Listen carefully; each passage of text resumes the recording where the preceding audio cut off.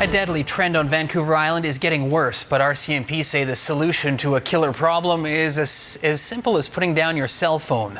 Mounties and NANAIMO, along with ICBC and city officials, are taking a hard line against distracted drivers. Today, a mid-island campaign kicked off with unsuspecting motorists getting a slap on the wrist for a driving offense that is doing far worse. CTV's Scott Cunningham has that story. Driving is one of the most mentally demanding things you'll do in a day.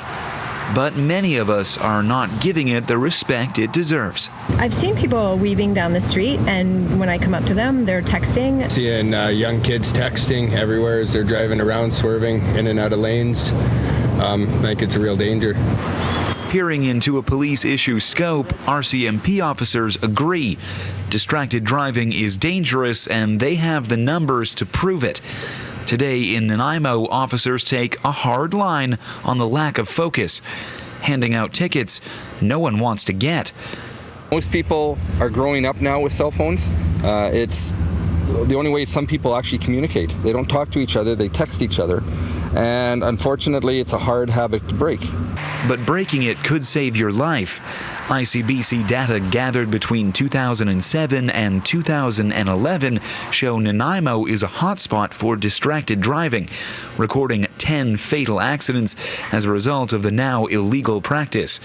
In the same time period, Victoria, Saanich and Langford combined for 10 deadly collisions. Distracted driving is definitely coming up in the ranks in terms of a concern for road safety. Number 3 in fatalities on the road. Drivers who can't resist the ring of their cell phone and answer calls while behind the wheel are 4 times more likely to get into a crash. Motorists who don't mind texting while driving, they are 23 times more likely to get into an accident. In 2010, BC put the brakes on distracted driving, banning the use of handheld electronic devices when behind the wheel. 2 years later, and not much is different.